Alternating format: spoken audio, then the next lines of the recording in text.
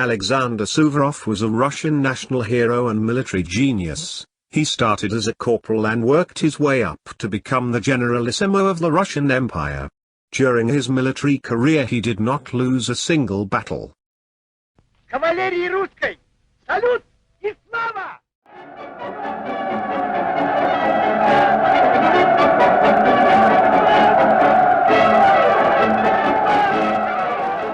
The image of Suvorov attracted not only portrait and battle piece artists, sculptors, but also reflected in the most massive Lubick art, which allowed the ordinary people to recognize their hero. The monograph by Kozlov Suvorov in his images, Stamoutlov and Simonsky's fundamental works, and also books by Rovinsky, Lebedev, an album by Boguslavsky and Pomonitsky's work, represent the basis for the known images of Suvorov up to the middle of the 20th century. These works offer the reader the appearance of a legendary warrior, developed in the last few years of his life, when the commander was at the top of glory, that is, as he is known, for example, by Schmidt's Pastel or by the post-mortem canonical engravings by Flerov and Yutkin.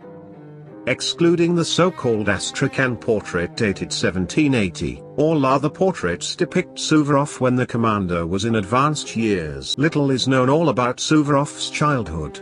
The boy was born in the family of General Vasily Ivanovich Suvorov, received a home education, was weak health, often ill, but dreamed of a military career.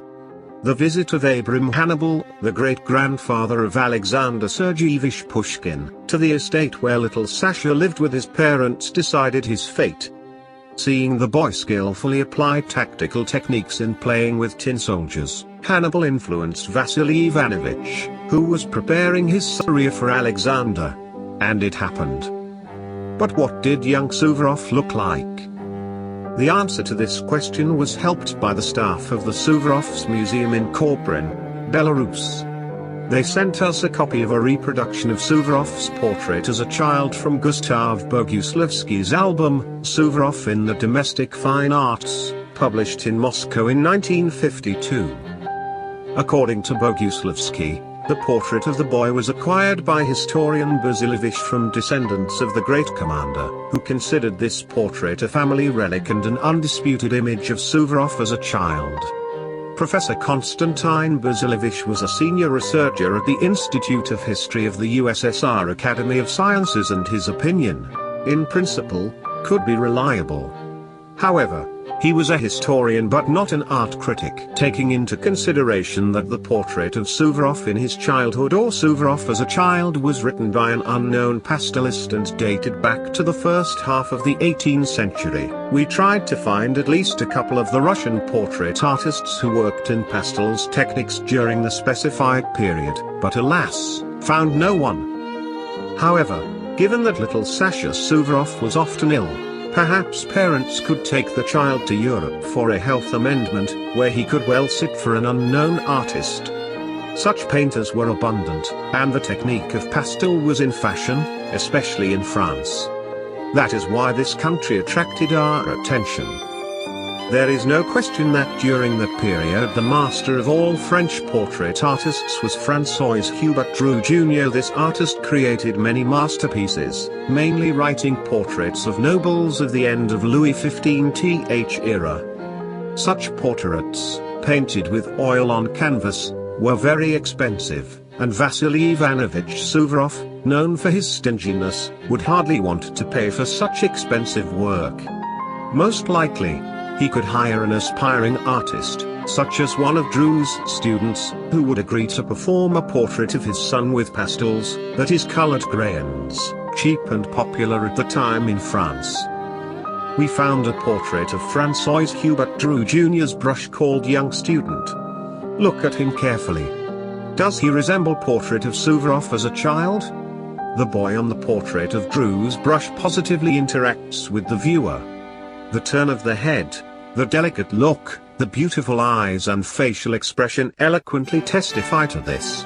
The face of the child on the portrait of an unknown artist has some features of adult Suvorov, but here the clothes, children's kamzil, hat, etc. details, all these attributes of school uniforms, mandatory for wearing in French private educational institutions of the time, are not similar to Russians.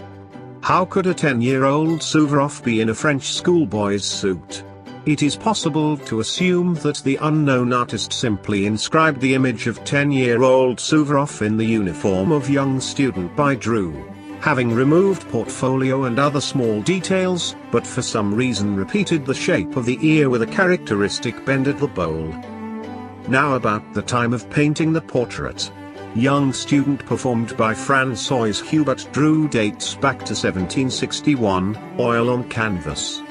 The time of painting the portrait of Suvorov as a child performed in the technique of pastels by an unknown artist belongs to the first half of the 18th century, according to the album Boguslavsky. Let us turn to Andrei Pomonitsky, an art critic and fine arts researcher of the State Hermitage in Leningrad. In his book Portraits of Suvorov, Essays of Iconography published in 1963 he writes, quote, "Family stories in the absence of other supporting data cannot serve as a good reason for attributing old portraits. None of the researchers and experts of the iconography of Suvorov has ever mentioned this portrait. It is performed by a pastel technique, which was common in Russia only at the end of the 18th century, in the manner of intimate home portraits and is completely devoid of the representativeness so typical of the Russian children's portrait of the first half of the 18th century. All this makes to attribute the portrait of the boy, reproduced in the album Suvorov in the domestic fine art, not earlier than by the second half of the 18th century, which excludes the possibility to see in it the image of Suvorov." End of the quote. This serious conclusion leads us either to accept the authoritative opinion of the art critic, that is another boy is depicted on the portrait of Suvorov as a child, or to continue further search. After all, the portrait was unknown to the public because it was stored in descendants' private collection. That is why the researchers mentioned before did not know about it. However, for a correct comparison, it is desirable that both portraits be painted by pastel and be originals. We welcome your opinion, dear viewers and art experts. Thanks for watching.